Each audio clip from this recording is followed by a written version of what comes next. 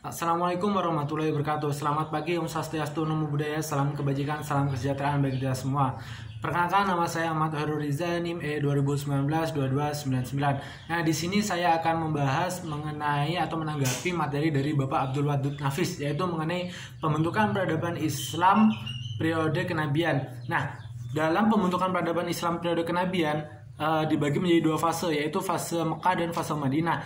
Nah, langsung saja kita bahas. Pada fase Mekah, hal apa saja sih yang dilakukan Nabi? Antara lain metode dakwah, konten dakwah, bentuk pendakwah Nabi, maupun faktor-faktor penolakan dakwah Nabi. Nah, langsung saja kita bahas, yaitu mengenai metode dakwah Nabi Muhammad SAW di kota Mekah, yaitu yang pertama dilakukan secara sembunyi-sembunyi.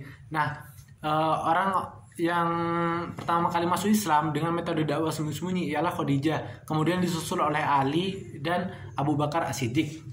Kedua, terang-terangan di dalam kota Mekah. Nah, hal ini dilakukan setelah Hamzah dan Umar bin Khattab masuk Islam. Dan yang terakhir adalah terang-terangan di luar kota Mekah. Konten dakwah Nabi pada saat di kota Mekah yaitu mengajarkan tauhid, yaitu Allah itu esa, Allah itu tunggal. Mengajarkan Al-Quran.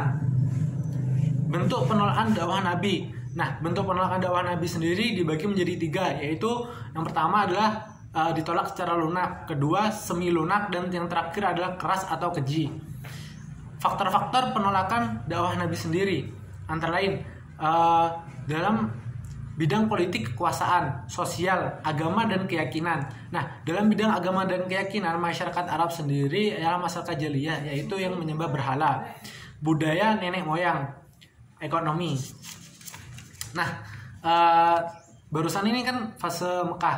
Nah, sekarang ayo kita bahas mengenai fase Madinah, yaitu fase Madinah. Hal apa saja sih yang dilakukan Nabi Muhammad SAW pada fase Madinah? Yaitu antara lain, satu, mendirikan masjid, mempersaudarakan kaum muhajirin dan ansor, meletakkan dasar-dasar ekonomi, politik, dan sosial, mengadakan perjanjian pada seluruh penduduk Madinah yang biasanya disebut dengan piagam charter, perkuat kekuatan militer, pembentukan peradaban Islam pada masa kenabian, antara lain mendirikan madrasah ilmiah, dua, mengangkat Nabi Muhammad sebagai pemimpin, penerapan syariat Islam, pemeliharaan Al-Quran, meningkatkan harkat dan derajat wanita, mengajarkan baca dan tulis, membangun masjid, penghapusan perbudakan, perkembangan taktik perang dan diplomasi luar negeri.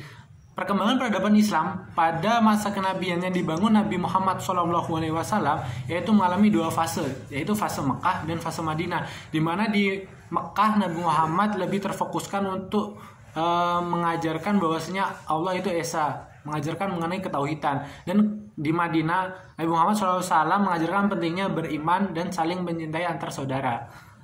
Kurang lebihnya saya mohon maaf. Wassalamualaikum warahmatullahi wabarakatuh.